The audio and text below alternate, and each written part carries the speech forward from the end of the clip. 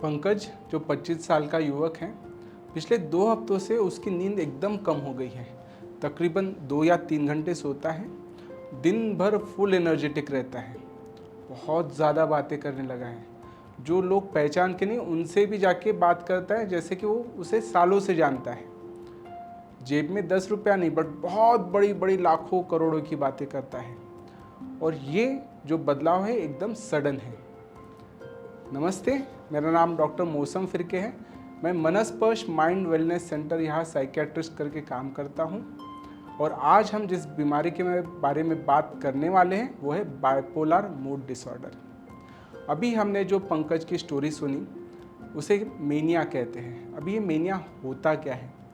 Mania के प्रमुख लक्षण होते हैं, सबसे पहला नींद कम हो जाना, तकरीबन 2-3 घंटा ही सोना, दिन भर एनर्जेटिक रहना। अभी किसी का नींद कम हुआ है तो वो दिन में सुस्त होगा, बट मेनिया में इंसान बहुत एनर्जेटिक हो जाता है, बहुत ज़्यादा बातें करने लग जाते हैं, उन्हें रोकना मुश्किल हो जाता है। जो अननोन हैं उनके साथ भी फैमिलियर हो जाते हैं, जैसे कि उनकी सालों की दोस्ती है। और बहुत बड़े बड़े विचार, जेब में 10 रुपया नहीं होगा बट लाखों की बातें करने लगते, करोड़ों की बातें करने लगते हैं। ऐसे बातें करते जब जैसे कि दुनिया में सब कुछ उनके लिए पॉसिबल है। कुछ लोग बहुत ज़्यादा धार्मिक भी हो जाते हैं, घंटों घंटों भगवान की पूजा करने लग जाते हैं, बहुत ज़्यादा हाइपर सेक्सुअल हो जाते हैं। जो मैरिड है उनकी सेक्सुअल एक्टिविटी बढ़ जाती है और जो अनमैरिड है वो दूसरों की तरफ बहुत ज़्यादा घूरने लग जाते हैं। अभी ये जो मेनिया है ये तकरीबन हफ्ता ड्यूरेशन का होता है। मतलब जब ये 2 हफ्ते रहेगा तो हम इसे कह सकते हैं कि ये पेशेंट मेनिया में चला गया है। अभी होता क्यों है? बहुत बार ये बाइपोलर मूड डिसऑर्डर अनुवंशिक होता है, घर में किसी को बीमारी है इसलिए इन्हें हो गई। बहुत बार बहुत दिनों की डिप्रेशन के बाद भी ऐसा स्विच हो जाता है, मेनिया में चले जाता है।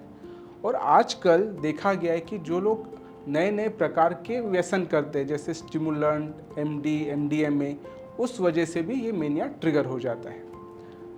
अभी ये जब मेनिया ट्रिगर हो जाता है तो ये बहुत ही ज़्यादा डिफ़िकल्ट हो जाता है, क्योंकि ये लोग बहुत ज़्यादा पैसा खर्चा करने लग जाते हैं, नई नई चीज़ें खरीदने लग जाते हैं। उन्हें सब अच्छा ही चाहिए होता है, खाने के लिए घर का खाना ही नहीं चलेगा, कपड़े एकदम नए प्रेस किए हुए उस पर एक लाइन भी नहीं चलेगी। बहुत ज़्यादा डिमांडिंग हो जाते हैं, बहुत ज़्यादा चिड़चिड़े हो जाते हैं। और ये जो चेंज है ये घर वालों को बहुत प्रोमिनेंटली दिख जाते हैं। अभी एकदम से शांत इंसान एकदम से इतना अगर बात करने लग जाता है तो किसी को भी ये समझ जाता है। अभी ये मेनिया जो होता है ये बाइपोलर मूड डिसऑर्डर का एक भाग है। बाय मतलब 2, जैसे एक मेनिया हो गया जिसमें मूड एकदम एलिवेट हो जाता है, तो उसी में एक पोल होता है जिसमें मूड डाउन हो जाता है। जैसे हमने पहले भी एक वीडियो में डिप्रेशन के बारे में बात की है, इस बाइपोलर डिसऑर्डर में भी मेनिया के बाद डिप्रेशन का फेज़ आता है। उसमें वैसे ही लक्षण आते हैं जैसे डिप्रेशन के होते हैं, नींद खराब हो जाना, बहुत उदास लगना, कुछ भी करने की इच्छा न होना, खाना नहीं खाना, बहुत नकारात्मक विचार आना, या अभी ज़िंदगी में कुछ बचा ही नहीं है, मैं कुछ कर ही नहीं सकता, मेरे साथ कुछ अच्छा हो ही नहीं सकता, इस प्रकार के डिप्रेशन के लक्षण होते हैं। बहुत बार ऐसे जो साइकिल है मेनिया डिप्रेशन, ऐसे साल में शायद 1 साइकिल 2 साइकिल होती है, बट ये जब साल में 2-3 बार होने लगता है तो इसे रैपिड साइक्लर भी कहा जाता है। मतलब अगर ऐसे मेनिया डिप्रेशन 3 या 3 से ऊपर हो रहे तो उसे रैपिड साइक्लर भी कहा जाता है। अभी बाइपोलर मूड डिसऑर्डर जैसे मैंने कहा कि एक तो आनुवंशिक हो सकता है, किसी स्ट्रेस की वजह से आ सकता है, या तो किसी व्यसन या स्टिमुलेंट की वजह से भी हो सकता है। अभी जब भी अगर आपको ऐसा कोई पेशेंट दिखता है जो बाइपोलर मूड डिसऑर्डर का है या मेनिया में है, तो उसमें किया क्या जाता है? जब भी कोई पेशेंट एक्यूट मेनिया में होता है तो उसे एडमिट करने की बहुत ज़्यादा आवश्यकता होती है, अदरवाइज़ वो और ज़्यादा खर्चा कर देगा या और ज़्यादा लोगों का नुकसान कर देगा। इसमें कुछ गोलियाँ होती है जैसे मूड स्टेबलाइज़र, एंटीसाइकोटिक और बेंजोडाइजेपिन। आपने देखा होगा कि पहले घर में वोल्टेज स्टेबलाइज़र हुआ करता था फ्रिज के ऊपर या एसी के बाजू में, जो वोल्टेज अप डाउन होता था उसको स्टेबल करने के लिए स्टेबलाइज़र लगाया जाता था। वैसे ही बाइपोलर मूड डिसऑर्डर में कुछ मूड स्टेबलाइजर्स आते हैं जैसे लिथियम, वैल्प्रोएट, लैमोट्रिजिन, तो ये क्या करती है, अपने मूड को ना ऊपर जाने देती है ना कम होने देती है, उसको एक मात्रा में फिक्स रखती है।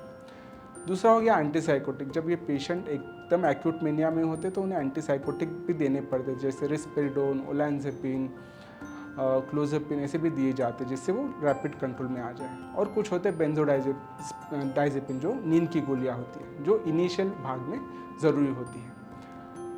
अगर यही पेशेंट डिप्रेशन में आते हैं, और बहुत बार अगर हम डिप्रेशन में उन्हें एंटी डिप्रेशन देते हैं तो वो स्विच भी हो जाते हैं, बिकॉज ये डिप्रेशन बाइपोलर डिप्रेशन है, तो इसमें अगर एंटी डिप्रेशन दे दे तो मेनिया में भी स्विच हो जाते हैं। तो बहुत बार आपको ऐसे दिखेगा कि डिप्रेशन का पेशेंट था, डिप्रेशन जैसे लक्षण थे, डॉक्टर ने गोली दे दी और एकदम से वो मेनिया में चले गए।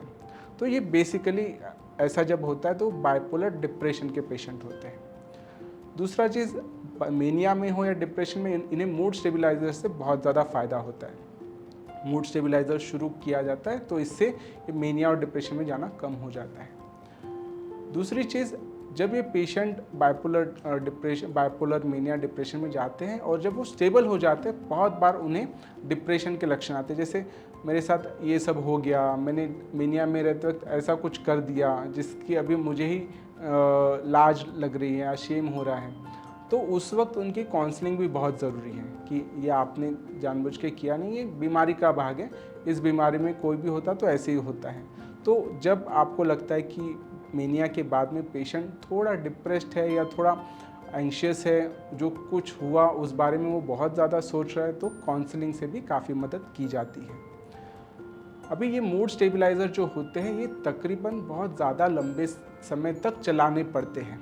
एग्ज़ाम्पल, अगर मेनिया का एक एपिसोड और डिप्रेशन का एक एपिसोड आया है तो शायद 2 साल तो भी ये मूड स्टेबिलाइज़र चलाने पड़ते हैं। 2 से ज़्यादा बार अगर ऐसे एपिसोड हुए मेनिया डिप्रेशन के तो शायद 5 से 6 साल भी चलाने पड़ते हैं। और अगर बहुत बार हुए तो लाइफ टाइम भी ये मूड स्टेबिलाइज़र चलाने पड़ सकते हैं।